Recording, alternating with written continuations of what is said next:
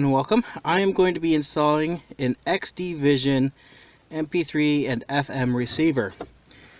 And I'm installing this in my 89 Jeep Cherokee. Now you might be saying, hey, didn't you install a fairly new Pioneer radio in your Jeep? The answer to that is absolutely yes. However, I've run into a problem with the Pioneer radio. Namely, the very first time I took it off-road, the CD that's in it got stuck and I can't pull it out. And it was a random test CD with a bunch of music that I just randomly threw on there to test with. And it's not necessarily music I still like to listen to. Now I could plug in something into the aux jack. However, those cables are thin on the ground in my house, and my wife remembers that I keep one in the Jeep, and so it often disappears. When I go off-roading, I don't realize it until after I'm already on the road, and I have to listen to the same CD again. So I picked this up on Amazon. It's an XD 3D FM receiver, as I said. Now this does not have a CD player. In fact, I'll pull it out of the box here. You actually see it's actually too short to have a CD in there. It wouldn't actually fit. This has Bluetooth, which the Pioneer does not have. It has an SD card slot, and it has a USB slot, both of which the Pioneer do not have. So I'm going to go ahead and install this so that I can I have a bunch of 1 to 4 gig SD cards I don't use for anything else anymore. Anything I buy new anymore is at least a 32 gig. So I'll probably use those in here, throw some music on those, and call it good. And that way I don't have to worry about the CD getting stuck, because there's literally no CD. Now, the reviews on this I've read say that the radio isn't so great on it, but being that this is a Jeep, I go out in the desert, I don't worry about the radio too much anyways, because I usually won't get a signal out where I go, and that's why I like to have the aux jack, and now I'll have the USB and SD card slot, so I can listen to music and not have to worry about if I have a radio signal or not. It also says that the it does have I want to say 50 amp in it, or 50 watts. Let's see what it says on it. I think it says right here. Oh, so 4 times 20 watt max power, so 48 watt. Now, I have a fairly stock speaker system in my Jeep, so I actually don't really worry about that too much. It just has to be loud enough for me to hear while driving down the highway. So I'll go ahead and get started on pulling the dash apart, and we'll follow up in a moment. Alright, as you can see, I already have the old radio out. It's been just a few minutes. The hardest part is just taking this bezel off without damaging anything. It's getting pretty old, plastic wise, and so you just have to be real careful you don't snap anything with that, because it's pretty stiff getting out. Now I can show you the comparison between the two radios. You see just how much shorter the XD Vision is, and it weighs a ton less. This is a heavy radio. Now this was a pretty nice, and it wasn't actually that cheap. I think I paid over $100 for it. I don't think I paid much more than that, but it's still a pretty nice radio for what it is. I'm just sad that the CD stuck in it, otherwise I would have kept using it. I should have bought Bluetooth. I should have spent, I think it was like another 10 or 15 bucks to get one with Bluetooth in it, and that was a mistake. Probably offering this for like 10 bucks on my local Jeep forum. Now here is a problem. Now this has been spliced a number of times with different radios, and so I try to keep it as best as I could, but it's a terrible rat's nest, and I'm kind of afraid to do much more to it. So what I'm going to do is I'm going to go ahead and just take off the Pioneer harness, and then wire in the new harness into where it's wired in at here. So I know, again, it's not very pretty,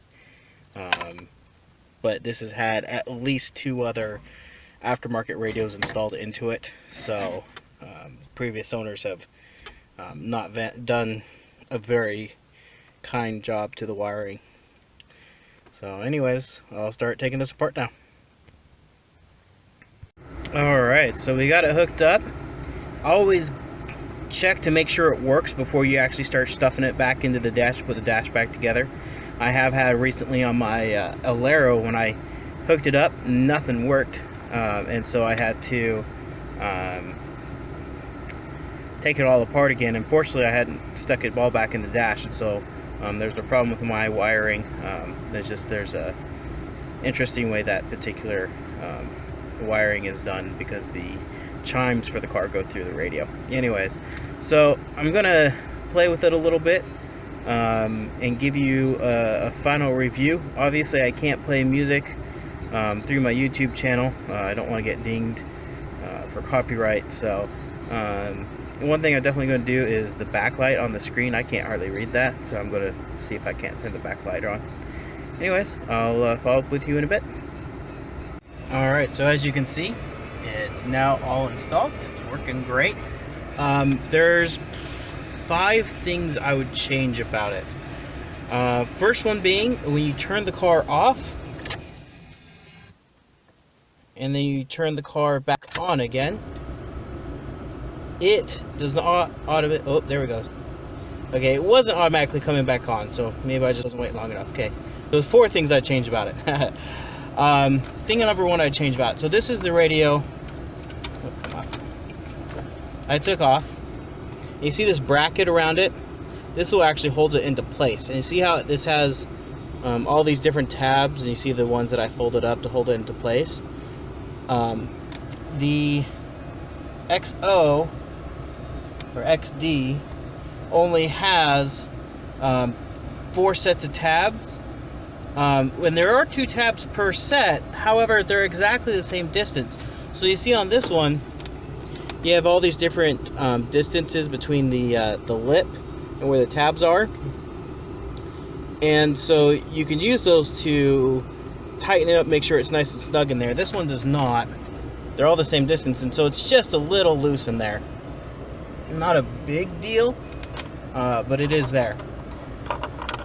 So that's thing number 1. Thing number 2 is there's no backlight on there. I mean, there's a faint backlight, so like at night you could see it, but during the day it's kind of hard to read. I wish there was a customizable backlight for it. Thing number 3 is the remote. The remote feels very cheap.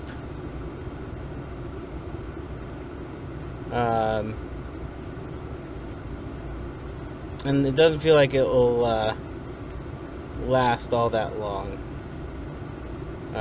So we'll see. But I wish it felt a little bit better, had a little bit more weight to it.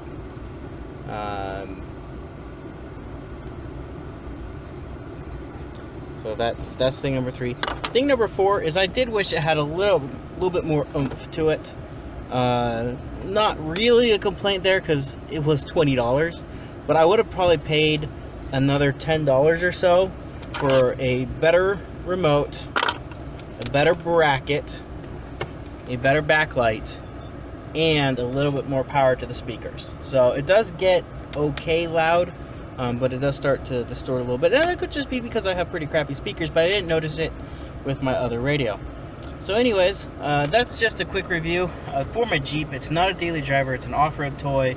Something like this will be great, because I don't have to worry about the CD getting stuck in it. I don't have to worry about breaking anything, and my Jeep doesn't have a lock on it, and so I don't have to worry about somebody breaking in and stealing it, because this isn't worth anything. It's only worth 20 bucks brand new, so there's no value of it on the aftermarket. And it feels cheap, and so hopefully people will see it that it is cheap and not want to steal it. So anyways, obviously I'll play with it some more, but it definitely plays the radio, and it played audiobooks off of my phone just fine, which is exactly what I wanted it to do. I didn't test phone calls because I probably won't take hardly any phone calls on it, simply because my Jeep is really noisy, but I may test it with a phone call eventually. to see how the phone call sounds. If you're interested in that, comment down below and I will try to make that happen. Anyways, thank you for watching and have a great day.